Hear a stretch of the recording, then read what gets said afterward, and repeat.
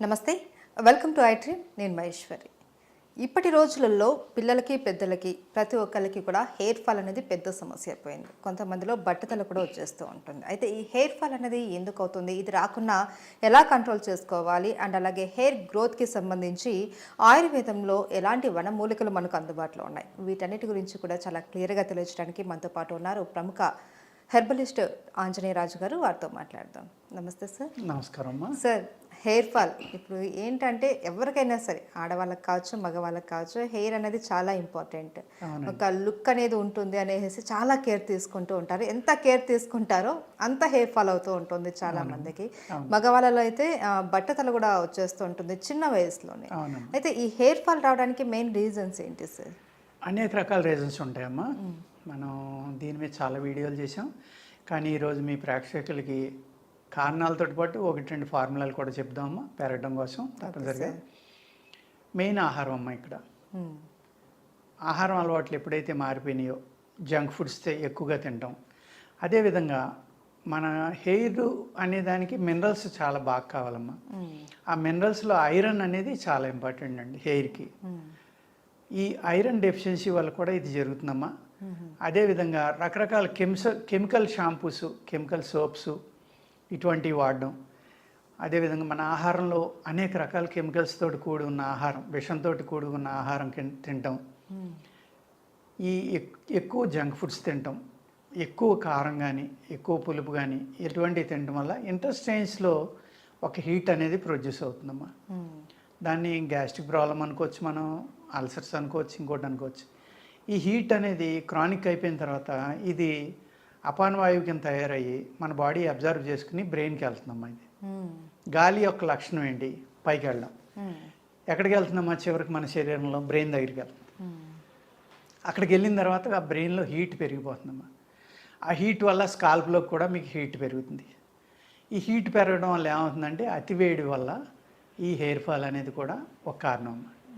అదేవిధంగా మనం నూనె రాయడం మానేసామంటే, పూర్వం పిల్లలు పుట్టిన వెంటనే ఒక 6 నెలల నుంచి సంవత్సరం వరకు ఆముదం అనేది రాసివ్వరమ్మ.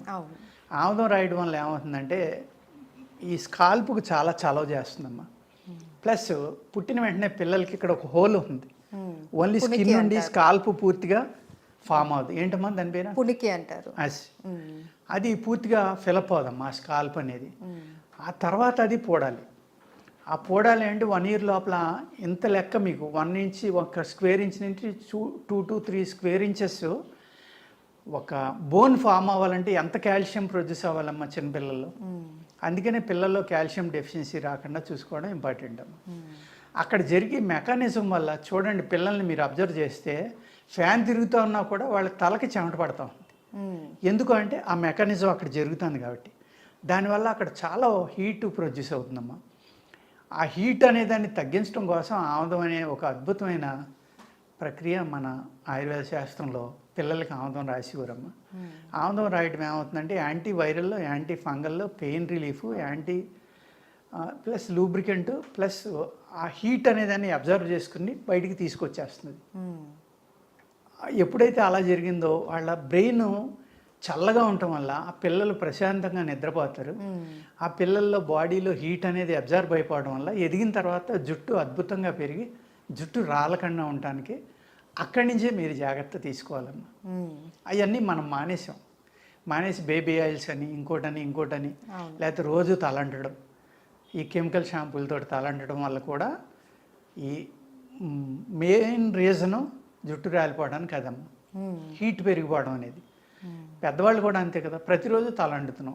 నైట్ పోనీ నైట్ ఆయిల్ రాసుకుని ఉదయం అంటుకుంటే పర్వాలేదమ్మా. ఆయిల్ రాయడం అనేది మానేసాం. కొబ్బరి నూనె మానేసాం. పూర్వం ఆవు నెయ్యి కూడా రాసేవారమ్మ. ఆముదం ఆవు నెయ్యి కలిపి రాసేవారు, ఆవు నెయ్యి రాసేవారు, ఆముదం రాసేవారు. కొబ్బరి నూనె అనేది కంపల్సరీ.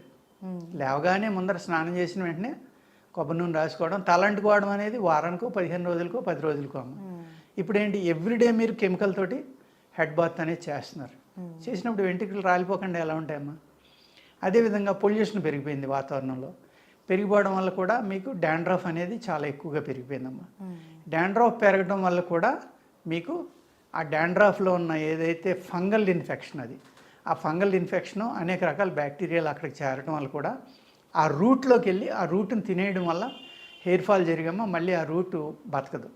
బతకపోవడం వల్ల ఏమవుతుందంటే బాల్డ్ హెడ్ కూడా వచ్చేస్తుందమ్మా. దాని నుంచి మనల్ని కాపాడుకోవాలంటే ఫస్ట్ది ఏంటంటే ఆముదం రాసుకోవటమ్మా.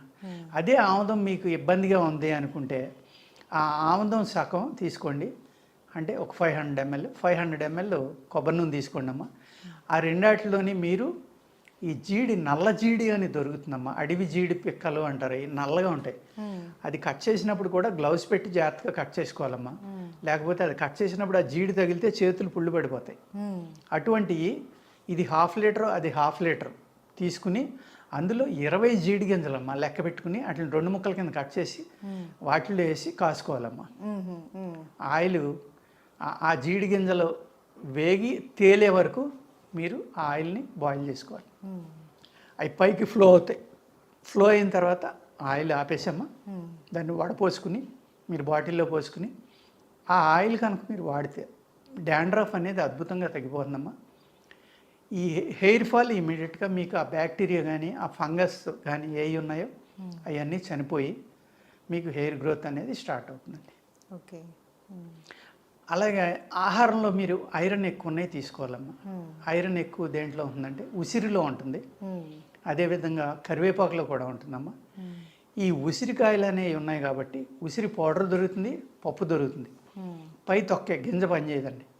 పైన ఏదైతే వలపు అంటాం మేము, ఉసిరి వలపు అంటాం, అది తెచ్చుకున్నమ్మా మీరు కచ్చపచ్చగా కొట్టుకుని కషాయం కాసుకుని వారానికి కనీసం 4 రోజులు దాంతో తలంటుకుని ఈవినింగ్ శుభ్రంగా పడుకోండి. తుడిచేసుకున్నా పర్వాలేదు, ఆ కషాయంతో అంటుకోవాలి, అంతే తప్ప మళ్ళీ సబ్బులు ఏం వాడకూడదమ్మా. అలా అంటుకుని కనుక వారానికి ఒకసారి ఒక 4 సార్లు అంటితే మంచిదమ్మా. మినిమం వారానికి ఒకసారి, మీకు ఎంత కుదరకపోయినా. ఈ ఐరన్ అనేది ఆ హెయిర్కి అందటం వల్ల హెయిర్ ఫాల్ తగ్గుతుందమ్మా. చాలా మీ వెంట్రుకలు ఏ అయితే ఉన్నాయో ఇవి చాలా అందంగా షైనింగ్ తోటి ఉంటాయి, ఆరోగ్యంగా ఉంటాయి. ఇది కూడా చాలా సింపుల్గా చేసుకున్నామా, అందరూ వాడుకోవచ్చు. ఈ విధంగా హెయిర్ ఫాల్ నుంచి, అంటే హెయిర్ ఫాల్ గురించి అన్ని టీవీలు అడుగుతూనే ఉంటాయమ్మా, అన్నీ ఎప్పటికప్పుడు ఏదో ఒకటి చెప్తూనే ఉంటాం మేము. ఎందుకంటే మీరు అన్నట్టుగా అది సౌందర్యంలో ఆడవాళ్ళకేంటి మగవాళ్ళకేంటి చాలా ఇంపార్టెంట్ కాబట్టి దీని గురించి అనేక వీడియోలు చేస్తూ ఉంటామమ్మా. అదేవిధంగా మీరు గుంటకల్లగరాకు అంటారు కదా, గుంటగన్నాకు అంటమ్మా.